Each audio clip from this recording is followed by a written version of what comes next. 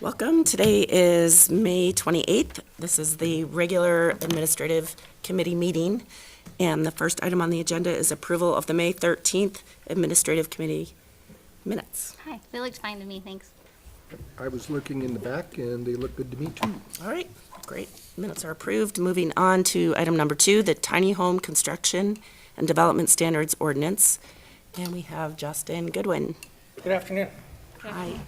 So let's talk tiny homes.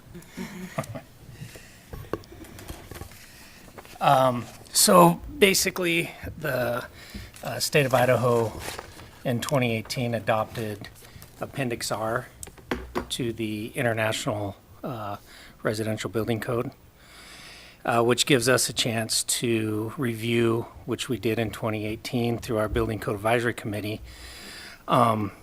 I believe, Art, you were there.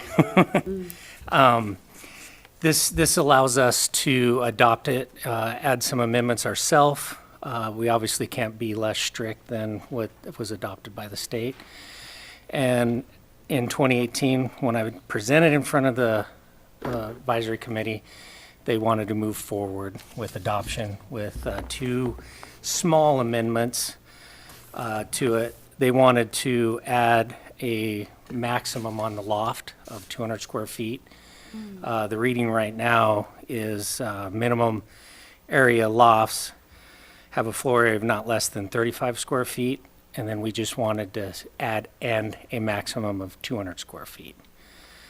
And then they just thought getting rid of the exception out of AR 104 was the height affected by lofts. So with that, I would be happy to answer any questions you may have. Do you want to tell us any more too?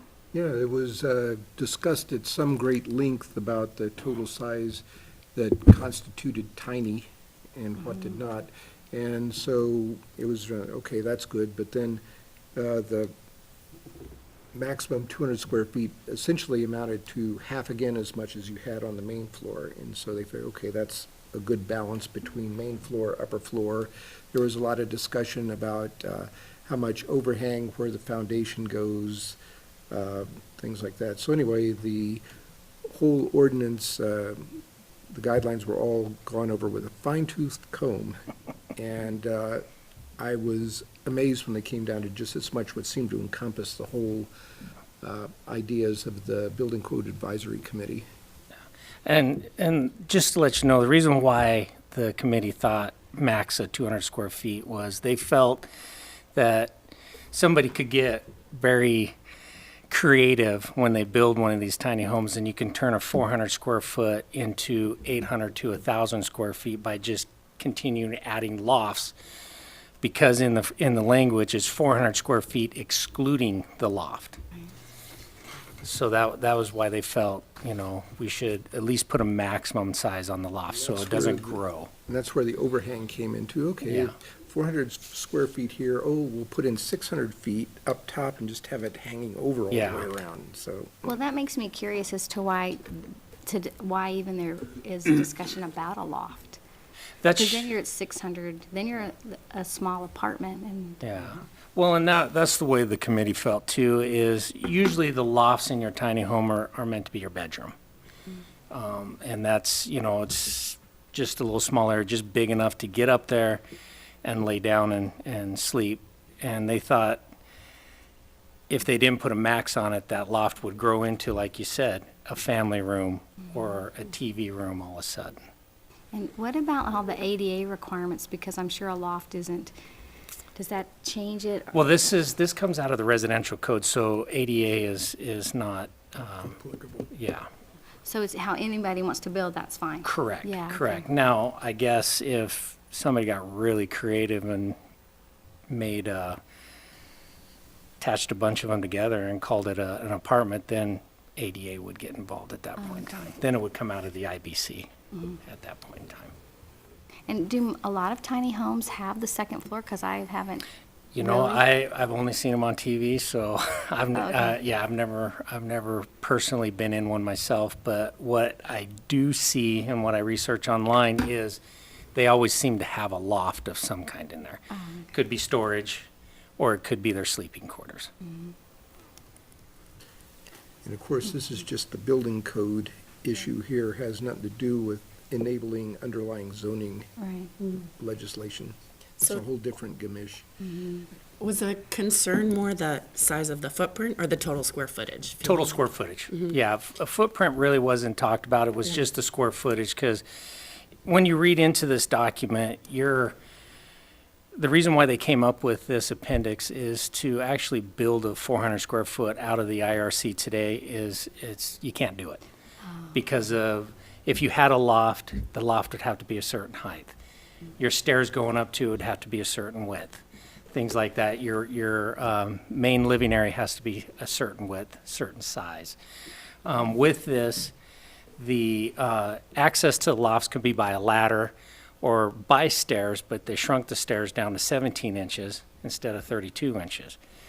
Your landing at the top is 18 by 22, I believe, versus a 36-inch landing.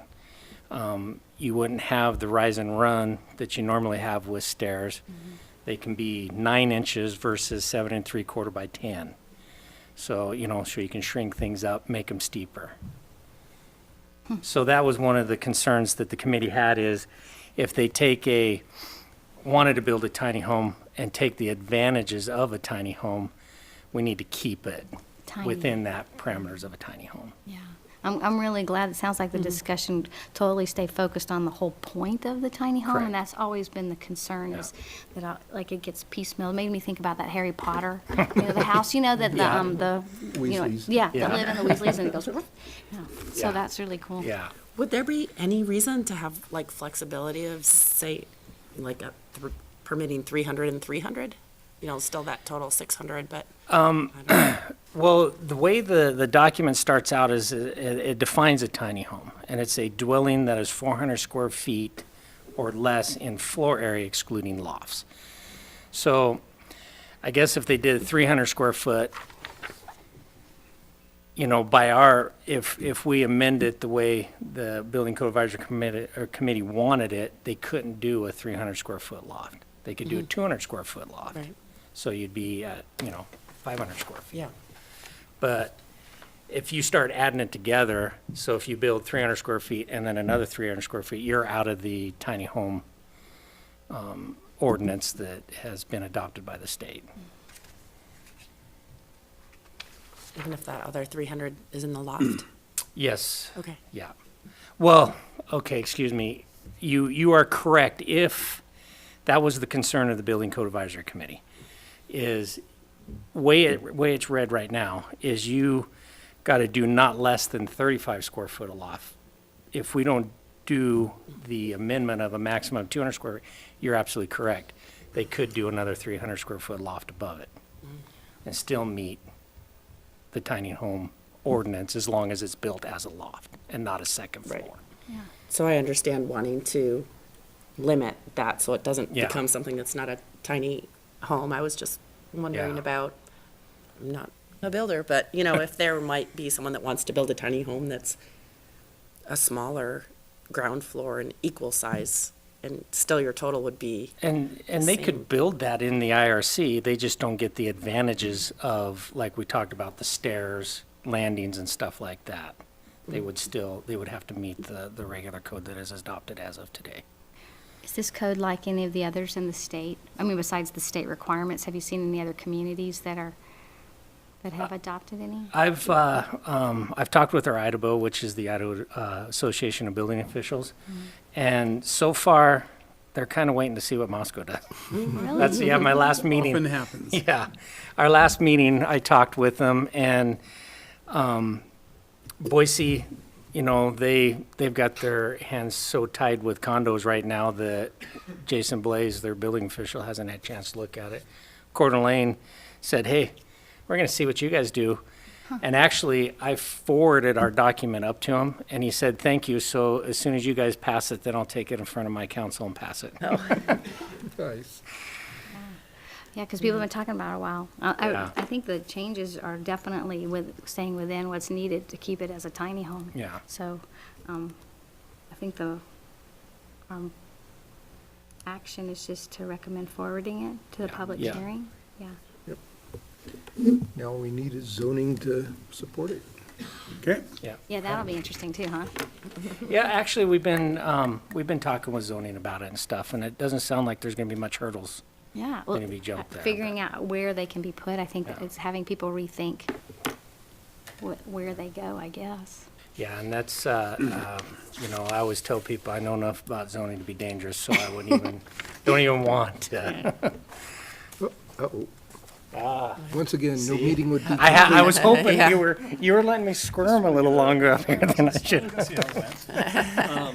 Just to clarify, we don't have any minimum home size on a lot, so if somebody wanted to purchase a building lot and put a tiny home on it, they could by right in any residential zoning district today.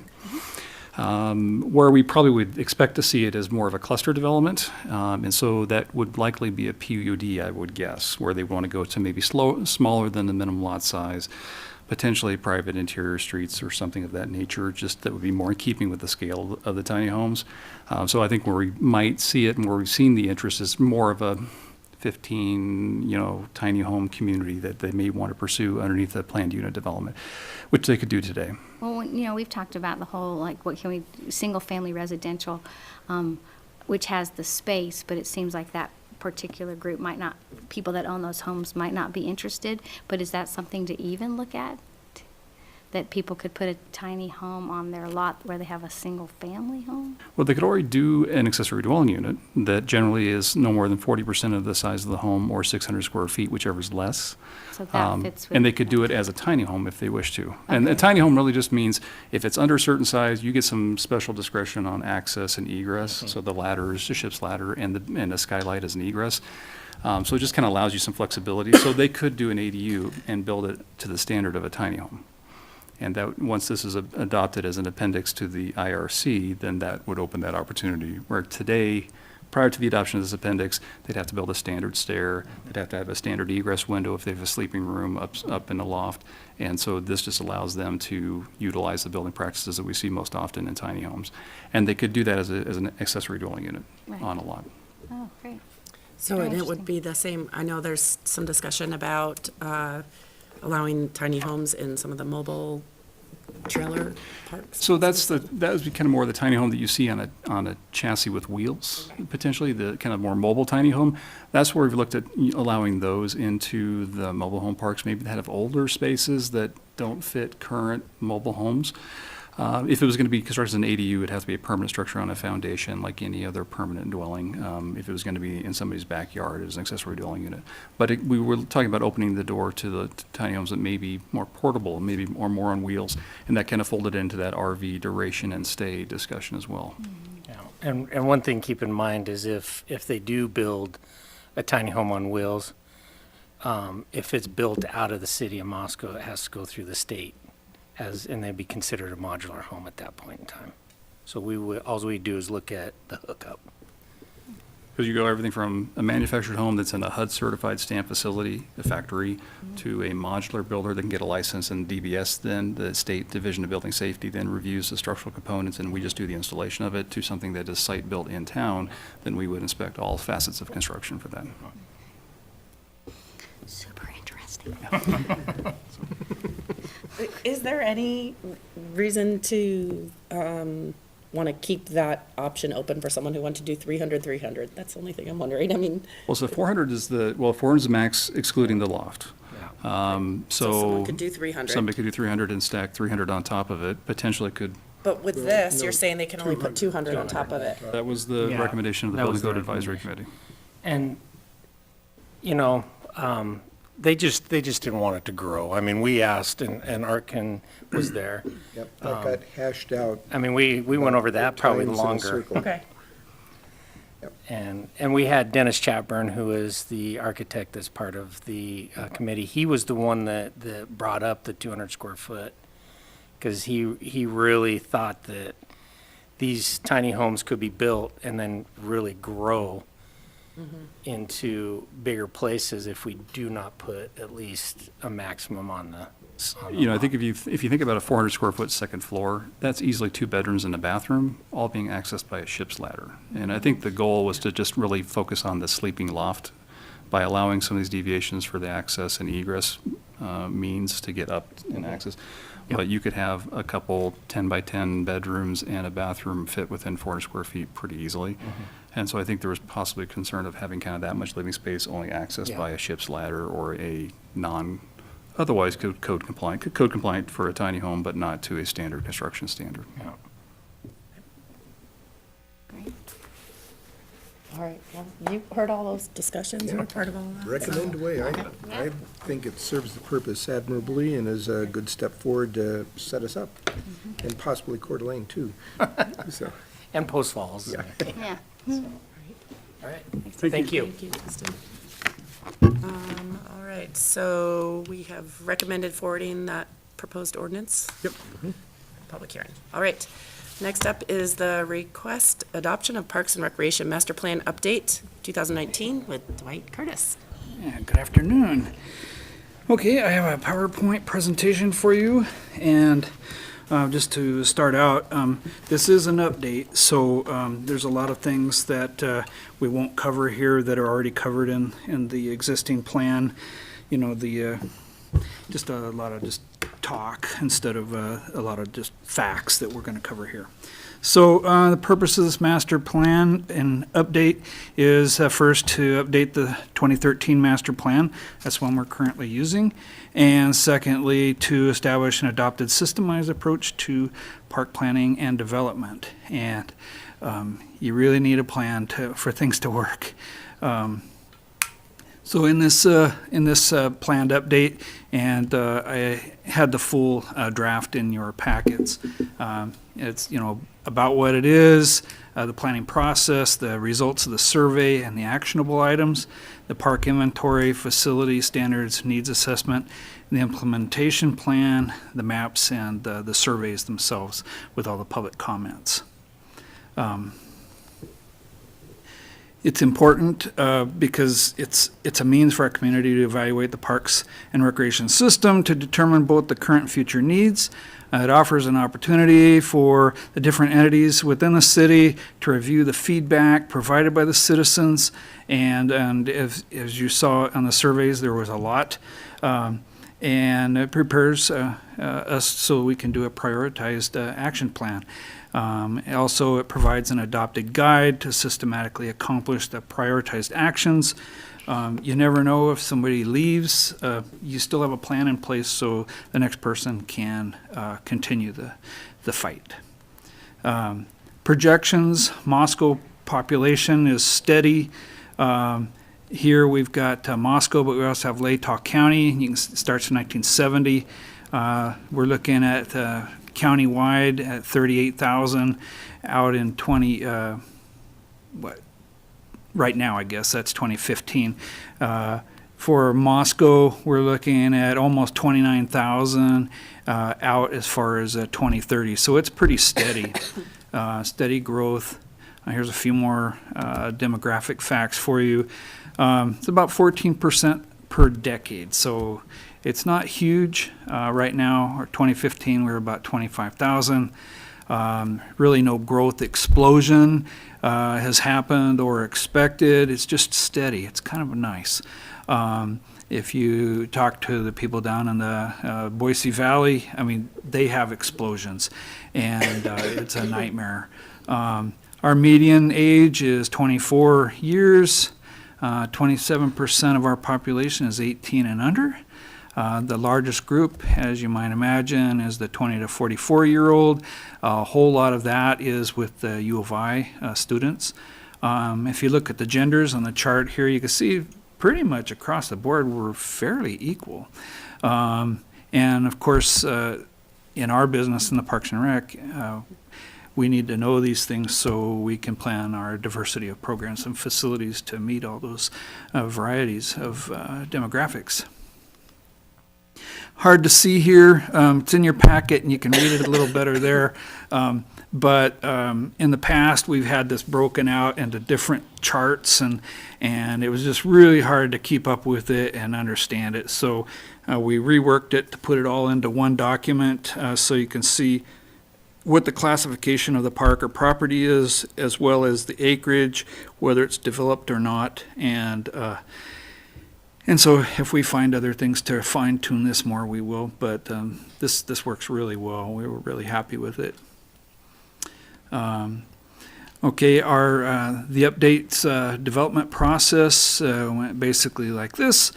We had 3 phases. The first phase is what we're concluding now, and that is the plan development. And that's through the public process and citizen survey. We came up with actionable items, and that will, it's not everything that we'll do, but that's our big focus items through this master plan period. Phase 2, which is next, and that is upon no doubt your adoption of this, because this is such a great plan. We will be set to start on these actionable items.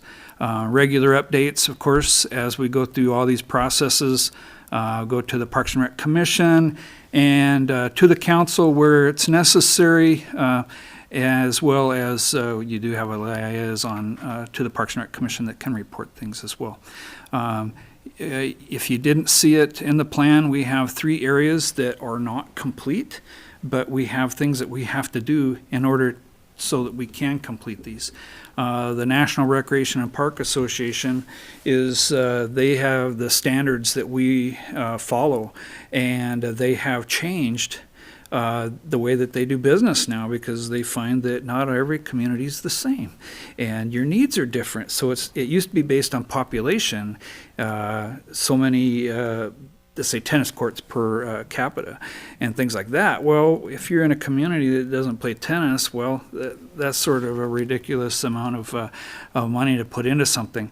Or if you're in a retirement community, you might have things that they do a lot more than if you have a younger or a high-tech community, things like that.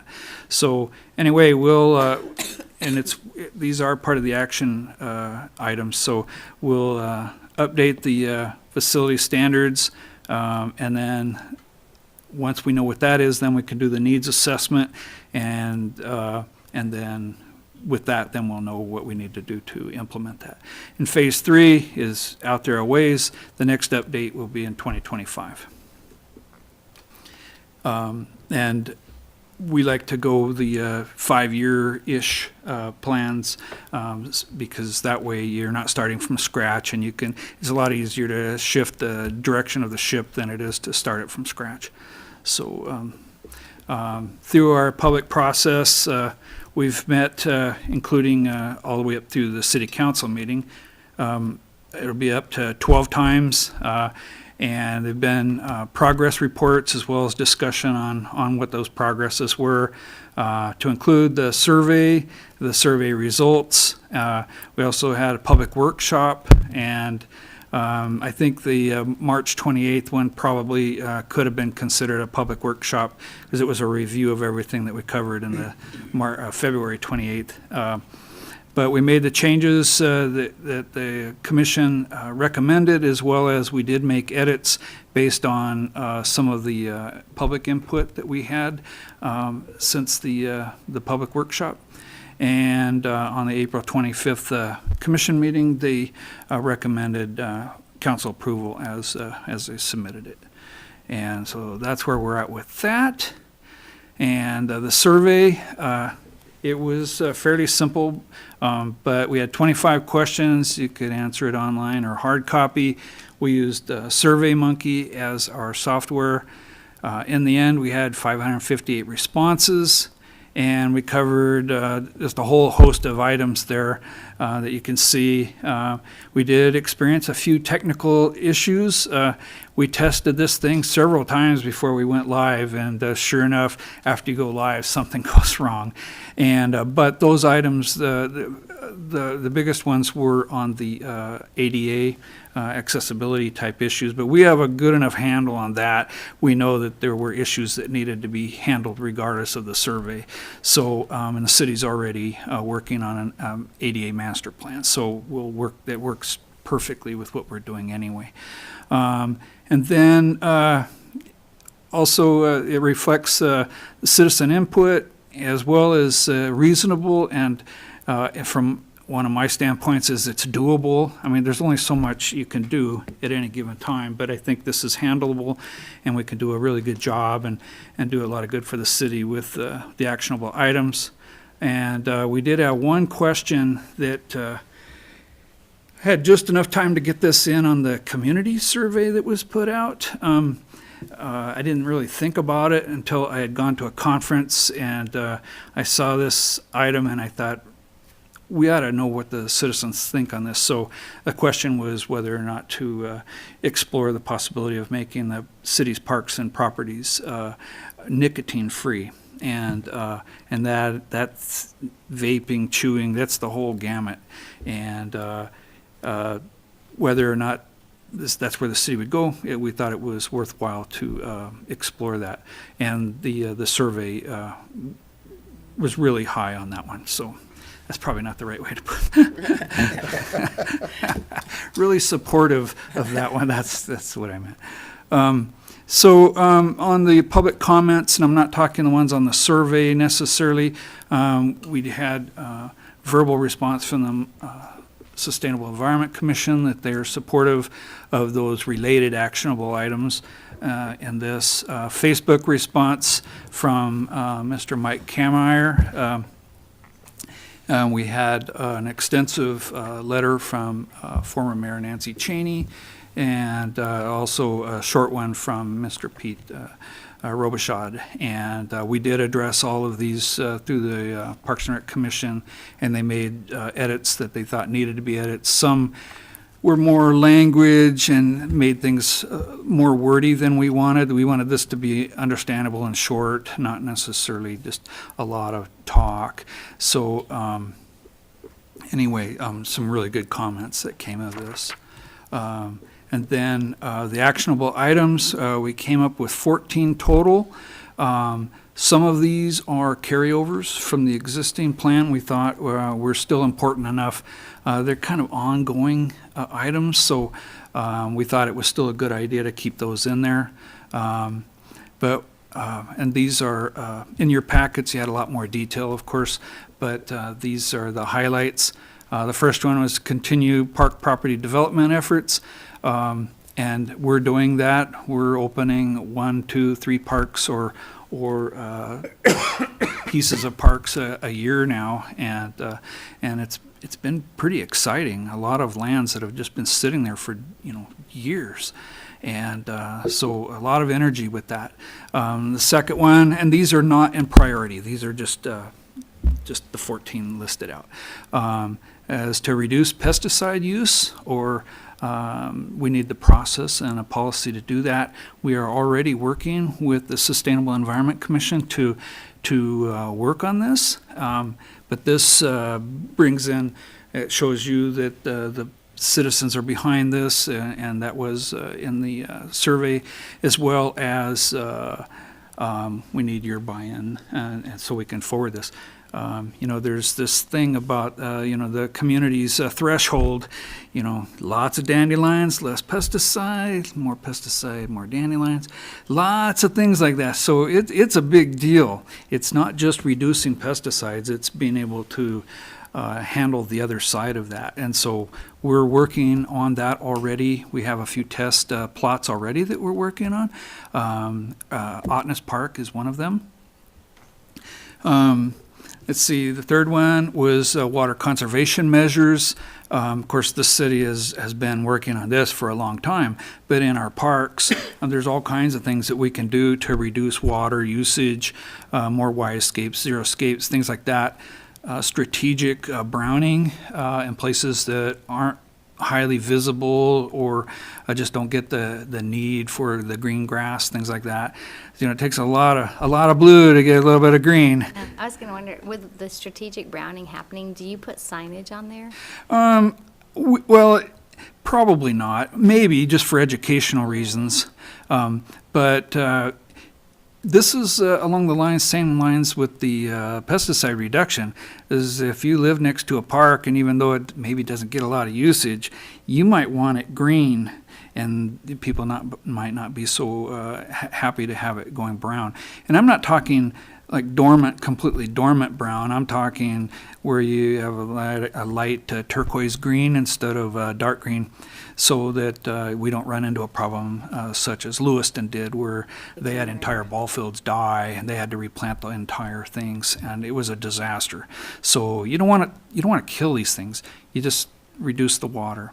And this would be strategic, so it's not like we would just decide and just do it. We would get together as key players from the areas that we would be looking at, and people with a little more expertise than mine as well, and plan it out. Run it through you guys, of course.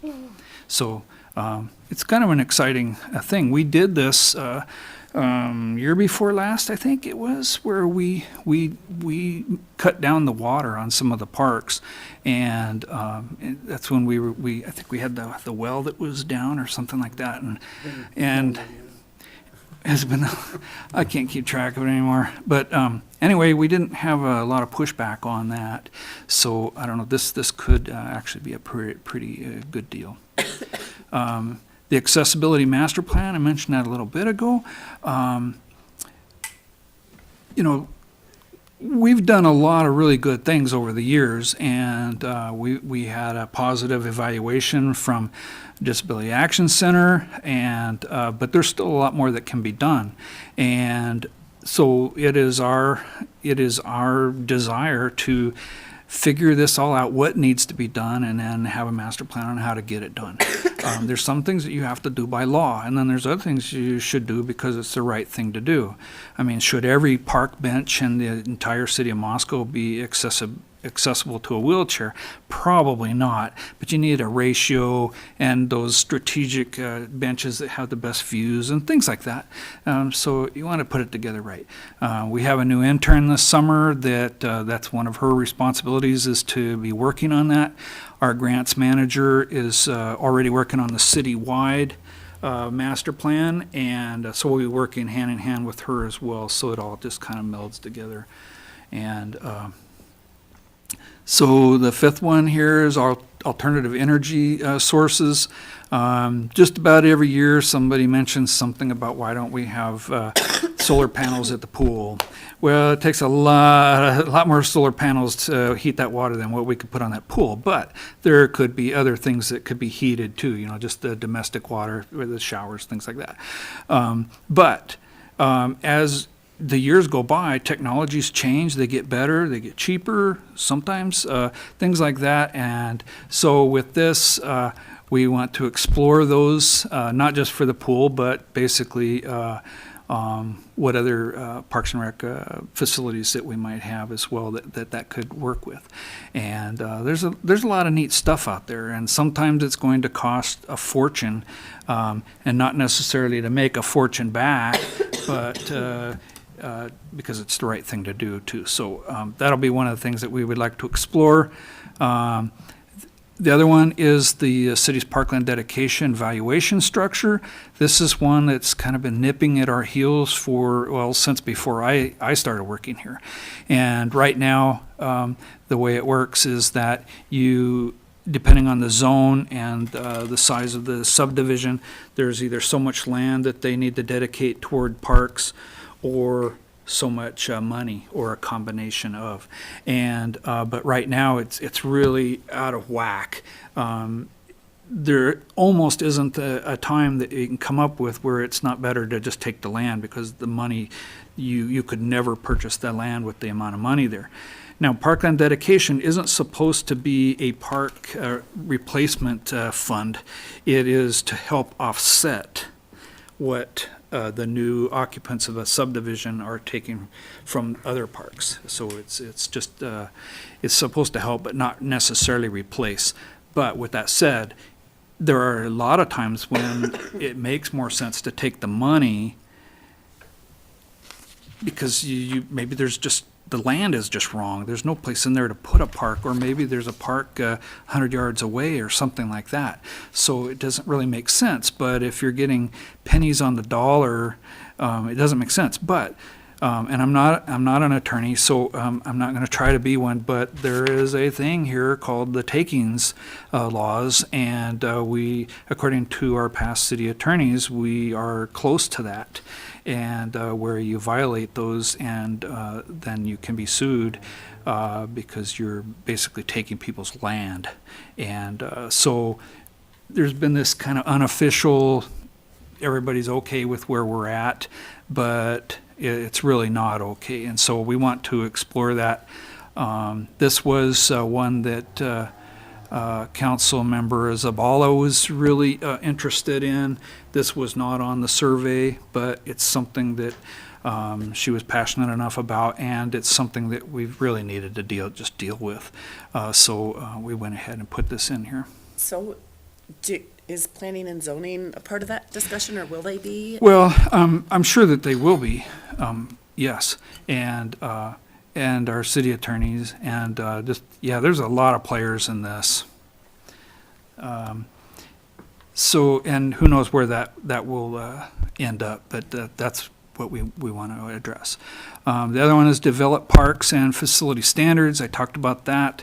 That's the, Moscow is its own unique city, and there's things that we need or want that the national standards that did exist, it just doesn't make any sense. So we'll develop our own standards. We'll use that to start with and then decide whether we want to stick with this particular item and just move on down the list and add and detract where we want to go with that. And that'll be one of our first things that we would have to deal with. Okay, I'm not going anywhere here. It died. It says 0. Your battery. Indy. Does 0.00 mean it's out? I think it probably does. I'm not great at math, but I could figure that one out.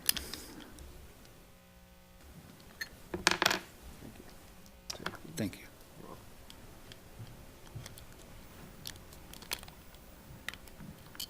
So, Dwight, I know that, like, with the discussion about the pool and solar and all, like, the times that it makes sense to see if something makes sense there is when you're replacing something like a motor or some big unit. Is there anything like that coming up in the next few years that will need replacement? Well, the bigger items we've already done. What's important is to know up front what it is that you can do so that when these things do come up, you can already be planning on it. Because it's not something you can just do. And technologies change so fast anymore that what we decide today in 5 years might be absolutely meaningless. Right now, most everything that we have in that facility is high efficiency. We've had the professionals tell us it's good, but at the same time, as far as using alternative energy sources, it doesn't mean it's better. It just means maybe it's the right thing to do. Or when I say better, I mean cost efficient. So, and we just need somebody with the right expertise to tell us that. So the pumps that we've done, they're all high energy or high efficiency. The heaters, they're all high efficiency. And at least according to and granted, some of these people are the ones that sold them to us. But their opinion is that we're not going to do better with other kinds of energy sources with what we have. So, and sometimes it can mean you have to make a major change so that a bunch of other ones make more sense. So we just need to get to that point so I can answer that question. Yeah. So right now, the stuff that we have has already been done. So you're kind of thinking you'll get that information and do the research and see Yes. proactively, kind of. Yes, Okay. exactly. And Great. in this case, you almost have to do it that way. Yeah. Otherwise, you're just chasing your tail, and you might not get. The way it was explained to me is you can make a change here, and that could adversely affect something else that doesn't make the change, and things like that. So you just need these. It's a whole profession in itself. Yeah. So, and it's just not my expertise. I can tell you some things, but it wouldn't be what you need. Yeah. So, we're also looking, I'm sorry, did I answer your question? Yes, you did. Okay. Thank you. Dwight. Make sure I got what I needed there. Okay. Explore the possibilities of covered indoor, or a covered pool, or an indoor playground, or a covered playground. I know this has been talked about for years. It would be very expensive, but at the same time, these things are also changing as well, options. And so it did score very high through the surveys, so I felt that I needed to put it in here, so at least we can explore that. And granted, a lot of things just depend on the money. And the pool costs a lot of money now. So we're also looking, this are some of the carryovers, the comprehensive network of pathways, to continue that. There are still a lot of pieces of the pathway system that the plans that are out there that still need to be pushed forward. I haven't seen it, but I heard that there was a report that came out. I had a grad student approach me earlier in the year that she was looking, I think she had landscape architecture, but she was looking at possibly a plan for the pathway to go north along the old rail bed. And that was part of her thesis project that she was going to work on. And I heard the other day that there was a northern pathway, and so I don't know if that's hers or somebody else's. So we'll be looking into that, but that's part of the thing.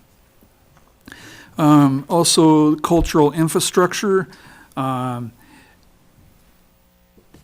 This was really important back when 2013's report plan was put together, and it still is. This is heart of the arts. This community, and it's a very cultural city, and so there is really no reason why our different parks and properties and pathways and things like that can't include a lot of cultural infrastructure. And so we'll be working with our new arts director and arts commission, and work on the things that we can get done. And we don't want to lose. These are things that we could have left out, but I thought they were still important, and recommended that they stay. Parks and Rec Commission agreed. With the equal distribution of park spaces, that's something that we've always worked on. Try to do infill. Ottness Park is a good example of that. So we'll be continue to look at those kinds of things as opportunities arise as well. There's a new development going in just across the street from Ottness Park, and it'll have a pathway as part of that. And so working with them through Bill Belknap, putting in some lighted bollards to go through there that would continue on through theirs, or vice versa, so that it's not so dark in there when students and people at nighttime are walking through there, because it's really dark back there. And so we'll be working on that, continue to work on that. Also, our recreational programming. One of the things, I don't know, I think we have pretty good programming, recreational programs, but at the same time, all you have to do is just stretch your imagination just a little bit, and you find out all the things that you are not doing that you probably should be doing. And I'll use ADA as an example of that. Our programs, we don't discriminate, and we want people to participate, but at the same time, if somebody in a wheelchair came up and asked to participate in our adult basketball program, we would have to scratch our head a little bit and try to figure it out and all that, instead of being proactive about it and figuring all that out ahead of time for any program that we have, not just wheelchairs, but there's all kinds of things that needs to be done on, and so that we are truly inclusional. And anyway, as we learn more from what the citizens want, we expand our programs to meet those. Right now, all of our programs are followed up. All the people that sign up for the programs, they get a survey of that program, then ask them what they thought of it and what we could do differently, things like that. So making those changes as we can, and those that make sense as well. The other one here is efficient use of resources. This is more of a statement, I think, than really an actionable item. We're already doing that, and we want to continue to do that. I liked it enough, I thought we should leave that in there, because that's just kind of an ongoing mantra that we should hold. And then lastly was the nicotine-free exploration, to check that out. There are a lot of cities around the country that I didn't realize that have gone this route. I just happened to be in Helena, Montana, and they had this passed into law, and and as I walked around the community, I really, even the director that was there, she couldn't believe that they actually got that through. But there's some really interesting ways to figure these things out, and so and based on the citizen survey, that ranked really high. And so we thought it was worthwhile to put in there to at least explore. And it doesn't necessarily have to be nicotine-free. That's where we'd like to go, but there can be all kinds of variations of that. Right now, we have, it's a voluntary rule, but no smoking within 25 feet, I think it is, of a playground. And we have the stickers on all the playgrounds. And this one does come with its own issues. Right now, most of them are not mandatory. I mean, they're not maybe enforceable. So they don't have the police going out and arresting people that might have chewing in a park, stuff like that. But you have enough signs and things like that out for the community education that they said that so far, anyway, in Helena, that it's actually working out pretty good. So we thought it was something to explore. So conclusion of this, unless you want me to, I mean, I've got all the questions and, all that stuff in here. I can go through every one of those if you like. But short of that, this was citizen-driven.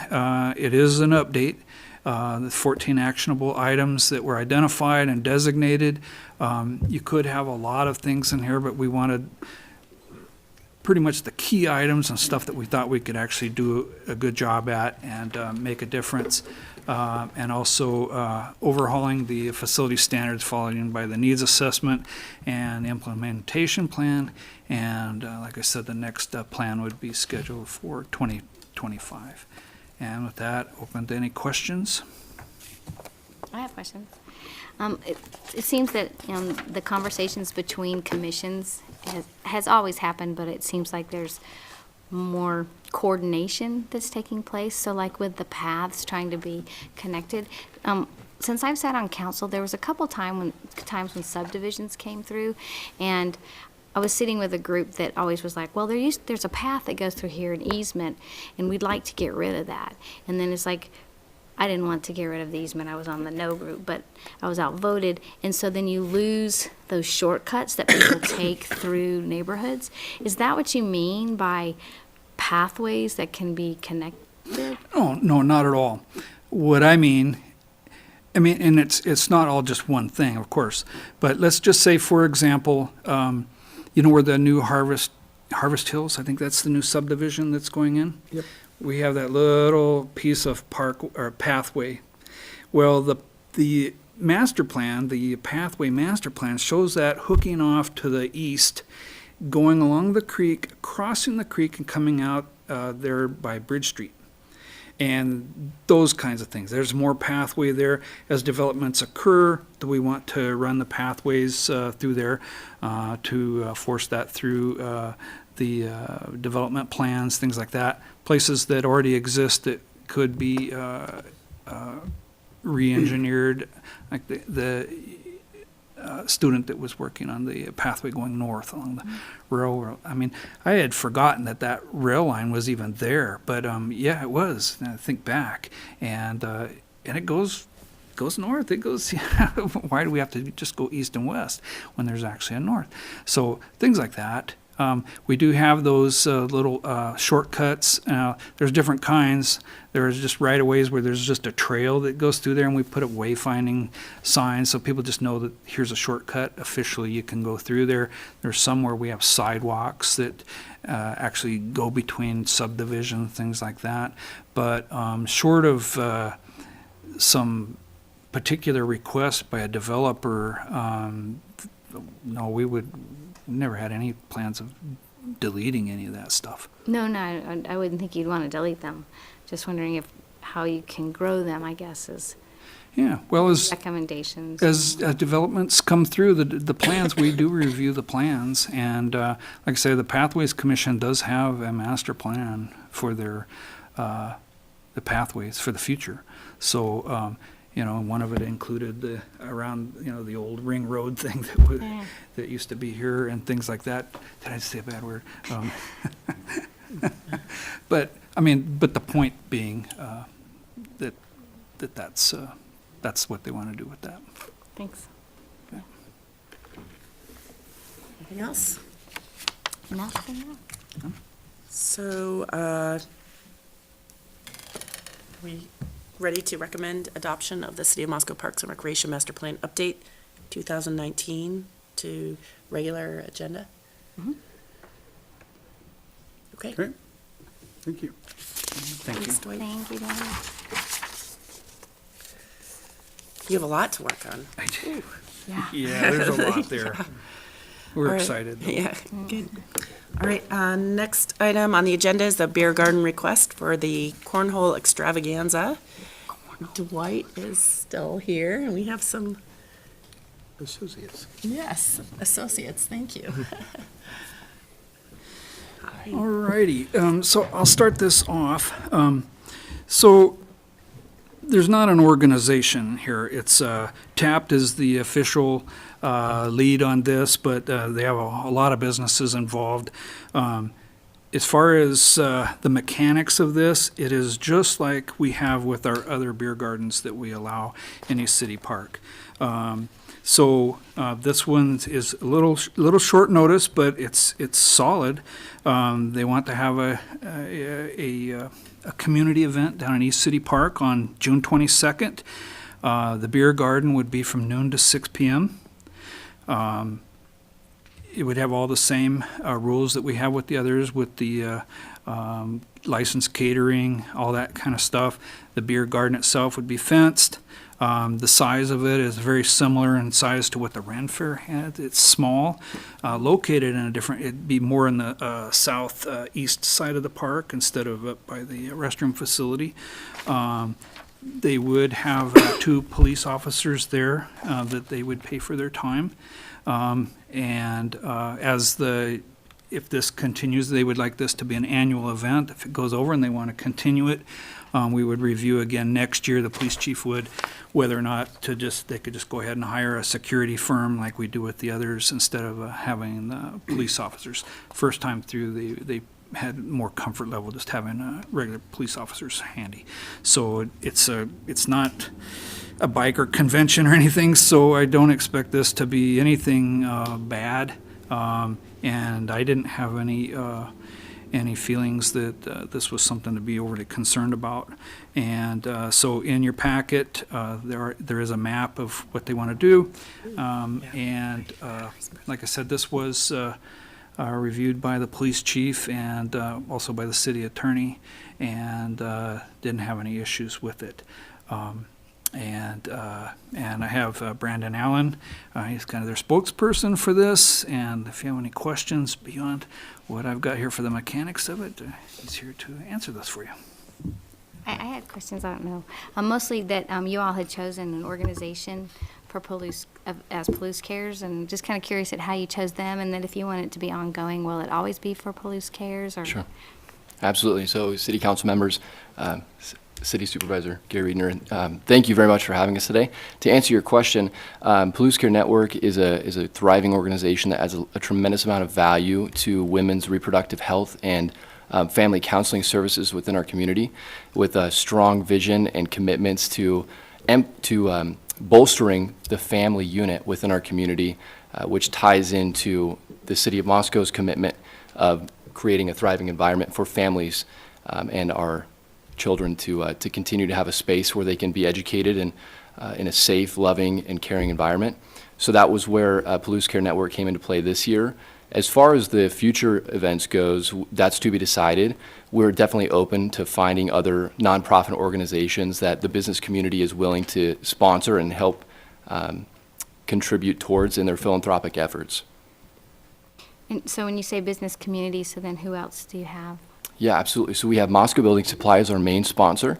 They have donated the material as well as the man-hours of preparing 20 cornhole boards, which is quite costly, it comes to find out.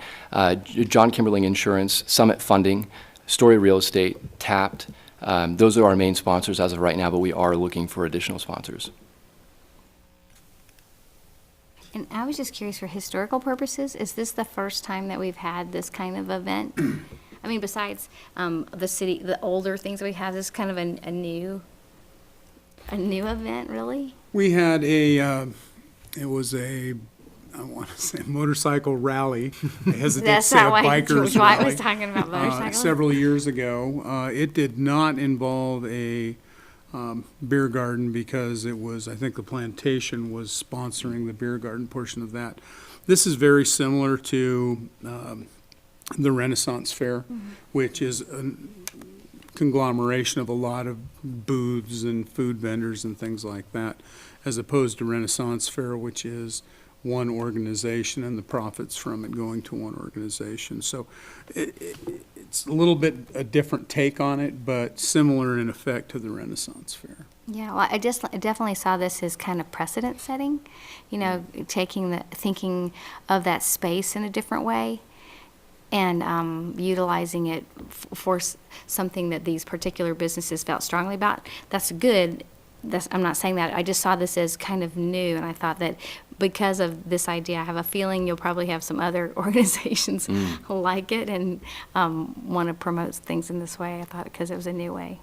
I really separated out the beer garden resolution separate from the use of the park. And Dwight has a policy and rules he goes by for reserving the use of the park. So when it came from Parks and Rec with the recommendation to move forward with that piece of it, the resolution for the beer garden was something that was totally different. That's why we're here. Yeah. Council has to approve that resolution specifically.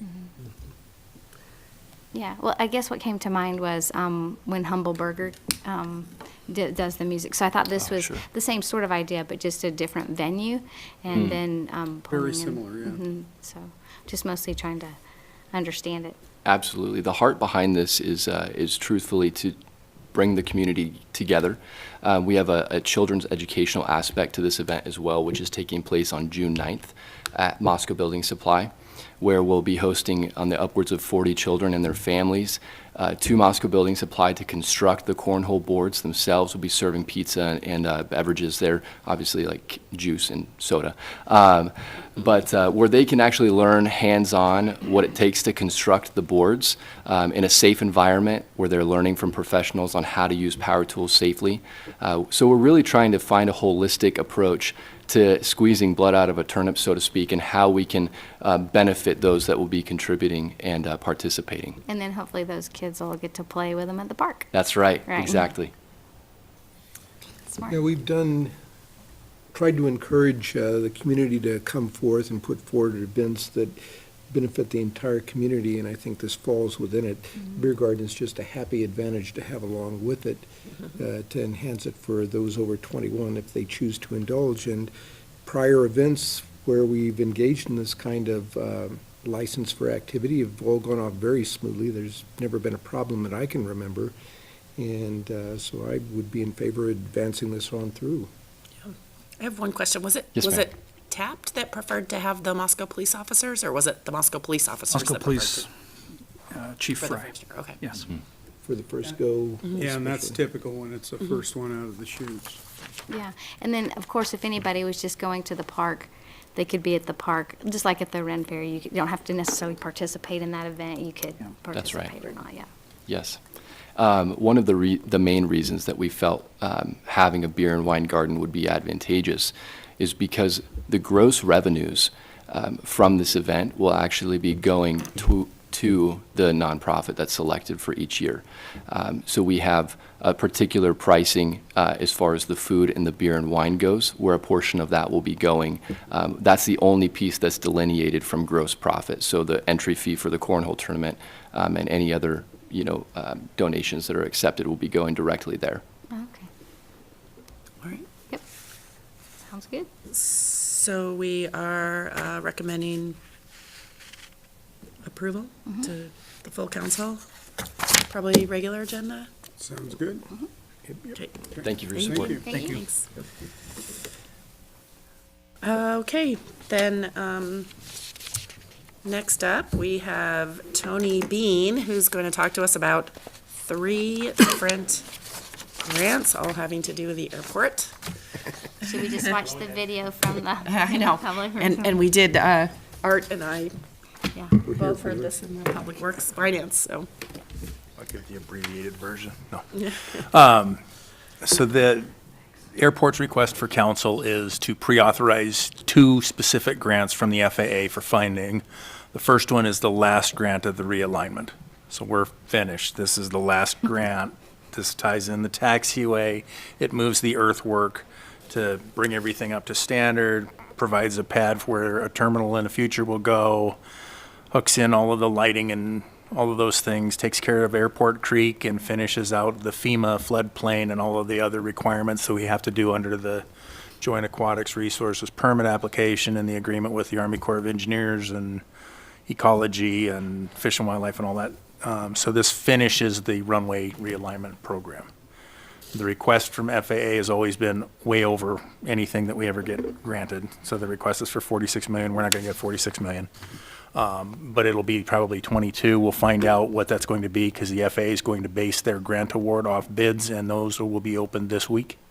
So the end of the week, we'll have the bid for the 2020 improvements, which is taxiway, and then we pulled out specific improvements to try to get better disadvantaged business enterprise participation. So fencing, we pulled out a demo package for the buildings that we acquired from Washington State University, so we can demolish them. But it gives smaller firms that are more local an opportunity to bid, and hopefully we get some disadvantaged business enterprise that are interested in being able to bid that work. But the totality of all of that will be done by the 4th, and we'll give those numbers to the FAA. The FAA will craft the grant off of the actual bid prices. And so the second one, And that will be number 7 on your agenda. I was responsible for the numbering. sorry. He was yawning a little. So the first one takes care of finishing out the runway project. The second one is funds that we have not been able to use, entitlement funds, which is the monies that the airport gets automatically every year. Most of the monies we've been getting are discretionary. Well, if you're getting discretionary money, your entitlement funds, your $1 million per year for us, automatically has to go to your priority work. The runway's priority work. So we have deferred certain pieces of replacing equipment for snow removal and some of those things. We've deferred that. We did as much as we could to start before we could get to the runway, but we've just, after this last winter, we have a snow blower that is from 1996, and it's not going to keep up for, I've got it slated for replacement.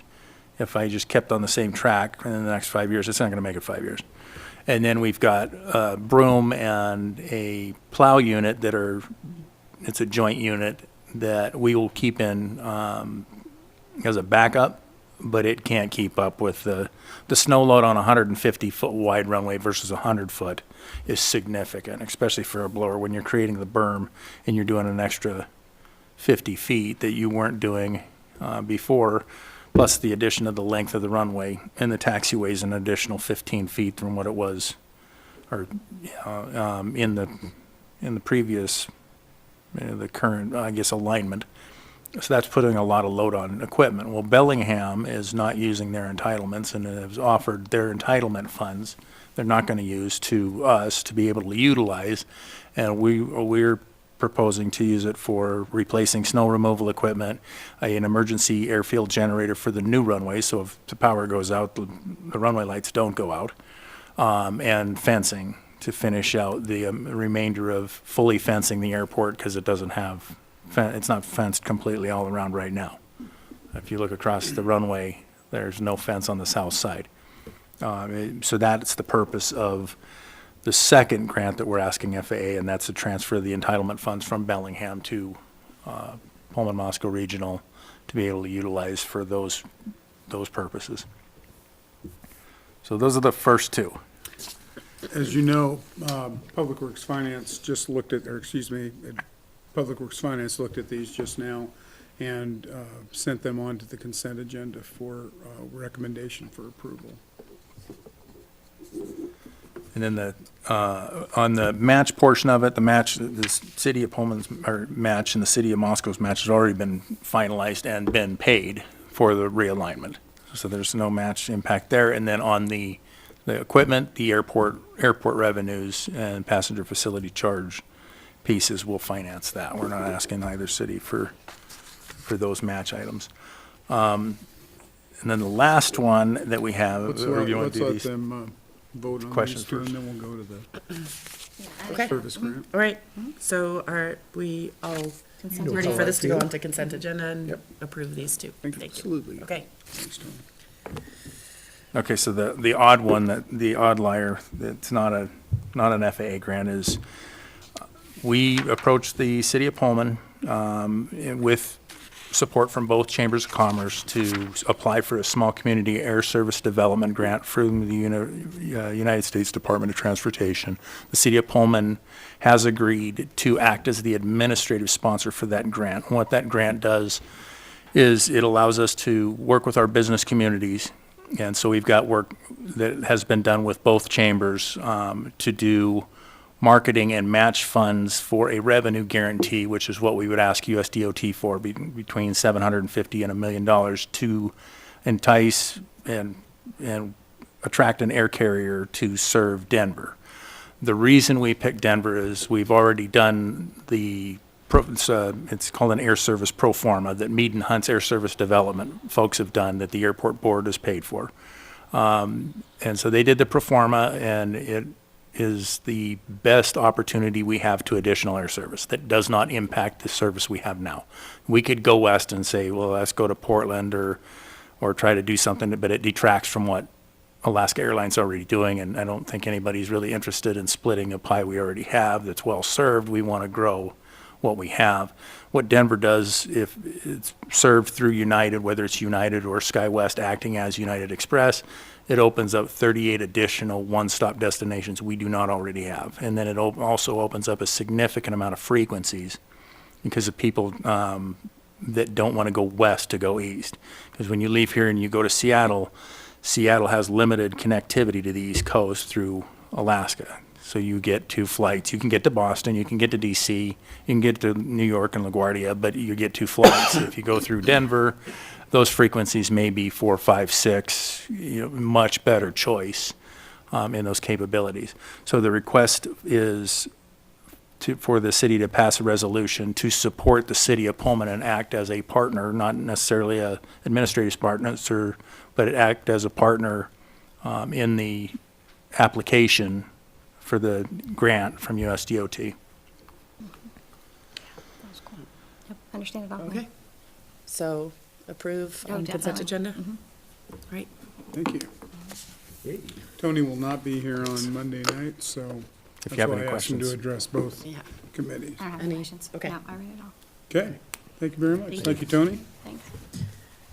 And then Gary is going to give the bond reimbursement resolution report. As I reported to Public Works Finance Committee, as everyone knows, we did have a successful bond election last Tuesday.